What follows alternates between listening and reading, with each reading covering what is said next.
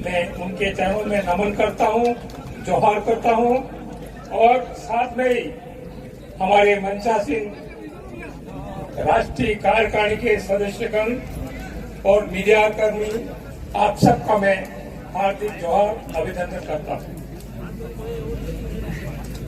भाइयों, ये एक समय है जो 75 साल तक कांग्रेस बीजेपी ने राज किया और आपको मालूम होगा मानगढ़ में 1507 आदिवासी मारे गए थे।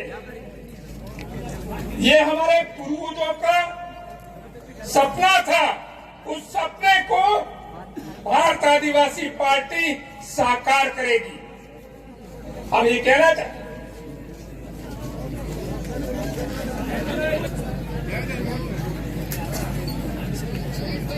तो ये हमारे जो पूर्वजों के जो सपना था, उस सपने को साकार करने के लिए भारत आदिवासी पार्टी का आगाज हुआ है। आज देख रहे हैं हम पूरे देश के अंदर जो नरेंद्र मोदी है, वो स्पष्ट बहुमत की सरकार बनी थी। स्पष्ट बहुमत था। हमें स्पष्ट बहुमत सरकार की वजह से पूरे देश के अंदर कहीं आदिवासियों को अत्याचार हो रहे हैं, कहीं मुस्लिमों पे अत्याचार हो रहे हैं धर्म के नाम से, और कहीं देश के एसटी एससी ने छुआछूत के नाम से हो रहे हैं। ये जो अत्याचार हो रहे हैं वो लगातार हो रहे हैं। आपने देखा होगा मणिपुर के अंदर जहां बीजेपी की सरकार है, राज्यपाल आदिवासी है, देश की जो सरकार है वो बीजेपी की है और देश का राष्ट्रपति है वो आदिवासी है। जब आदिवासी होते हुए, राज्यपाल आदिवासी होते हुए, बीजेपी की सरकार होते हुए भी आदिवासियों के साथ में, औरतों के साथ में बलात्कार किया, उनको नंगी करके जुलूस निकाला, कितनी शर्मनाक बात है। ये हम पूरे देश के आदिवासियों की नहीं, पूरे देश के लोगों के लिए शर्मनाक बात है। ऐसी सरकार 1 घंटे नहीं रहनी चाहिए निश्चित रूप से। लेकिन राष्ट्रपति जो बनी हुई है वो गुलाम राष्ट्रपति है। ऐसे गुलाम राष्ट्रपति को शर्म आना चाहिए। नहीं तो मणिपुर की सरकार तो बर्खास्त करते, केंद्र सरकार की जिम्मेदार थी। लेकिन भाइयों और बहनों, आपने देखा होगा कि डूंगरपुर जिले में आपका आशीर्वाद था और 2 एमएलए बनाया आपने, और साथ में ही 13 जिला परिषद सदस्य बनाया। 13 जिला परिषद बनाया जो आदिवासी सिलेक्शन प्रणाली था उसके तहत, और कांग्रेस के 6 जिला परिषद सदस्य थे, बीजेपी के 8 थे। लेकिन 13 की जिला प्रमुख बननी चाहिए थी, लेकिन कांग्रेस और बीजेपी, ये कमल कांग्रेस पेड़हुज्य, अरे पेड़हुज्जी तो हुज्जा पूरा तड़वर ऊपर थज्जा। अरे केरमा आदमी महिलाने वेस्म झगड़ो થઈ પડે પણ આ જિલ્લા માથે એને ઝઘડો નથી જોયું તો આ એવી સાદગાત है। એટલે હું કેવું ચાહું कि पावर हमारा जिला परिषद से आप सबका था कि 13 जिला परिषद से बना दिए ने आने पड़े हुआ। अब आपका फर्ज बनता है राजस्थान में भी बीजेपी और कांग्रेस गहलोत और वसुंधरा को पहले हुआ दो। ये आप करके दिखा सकते हो, आप करके दिखा सकते हो। आपके पास पावर है, आपके पास ताकत है। वो भी ताकत में 17 एमएलए तो बना दिए। तो राजस्थान में जो सुन रहे हैं, ये जो भारत आदिवासी पार्टी है उसको ज्वाइन करने तैयारी कर रहे हैं, और निश्चित रूप से राजस्थान में जबरदस्त तहलका मचेगा और डूंगरपुर की पुनरावृत्ति हो जाए, उसमें कोई शक नहीं हो। मैं कहना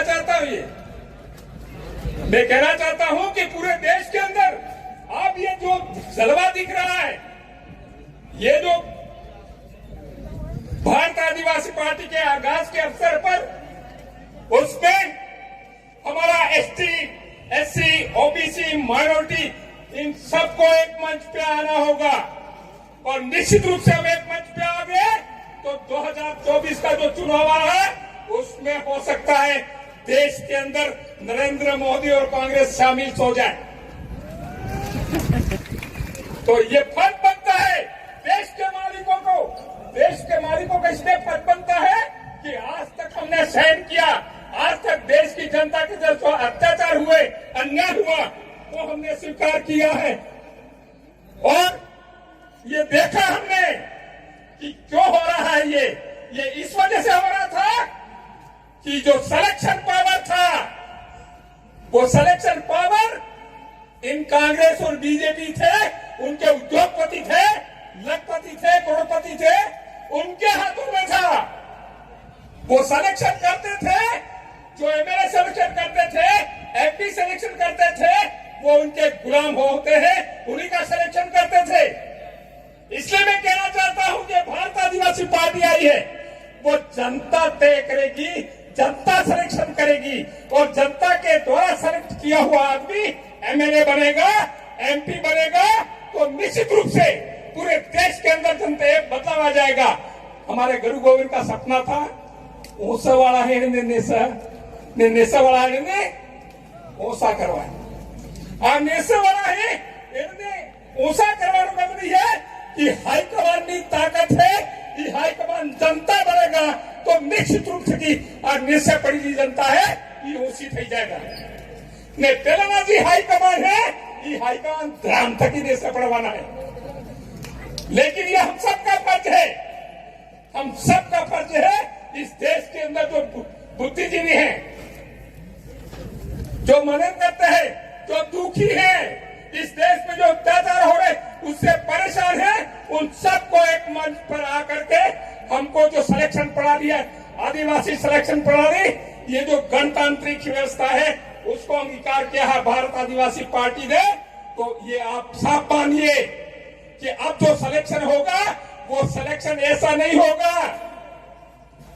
सिलेक्शन अब जनता तय करेगी। यदि जनता, हम एमएलए हैं, जनता कहती नहीं आपका काम नहीं है, आप बैठ जाइए यूं, तो हमको बैठना पड़ेगा। इसलिए नकवेल जो है ऊंट की, वो नकवेल हम जनता को देना चाहते हैं। जब जनता के पास में ऊंट की नकवेल होगी तो हमारा हाईकमान है वो भी धाराशाही हो जाएगा। ऐसा गलत करने की सोचेगा तो निश्चित रूप से उसको एक बार नहीं 100 बार सोचना पड़ेगा।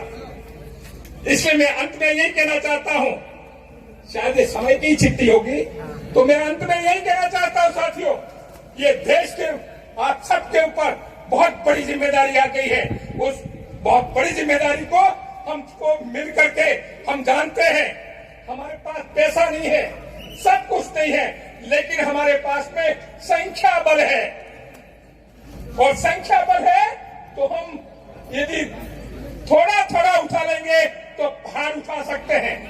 इसलिए ये हमारा जो वोट है, उस वोट के माध्यम से हम नरेंद्र मोदी तो क्या, भारतीय जनता पार्टी तो क्या, अच्छी अच्छी सरकारों को हम पलट के रख देंगे। इसलिए आपसे निवेदन है कि आने वाला समय है उसमें हमारा वोट है, वो हजारों करोड़ों रुपया कीमती है। उस वोट को हमको सरकारों को बदलने के लेना है, लेकिन ऐसी सरकार लाना है जो हमारे ऊपर अत्याचार नहीं करे और हमारा विकास का काम करे। इसलिए मैं चाहता हूं, आप सबसे निवेदन कर रहा हूं कि ये जिम्मेदारी हम सबको, देश के मालिक और मालकिनों को, आप सबको उठानी पड़ेगी और ये जिम्मेदारी हम उठाएंगे। निश्चित रूप से हम विजयी होंगे। इसी उम्मीद के साथ में आप सबका हार्दिक जोहार, अभिनंदन करता हूं और एक नारा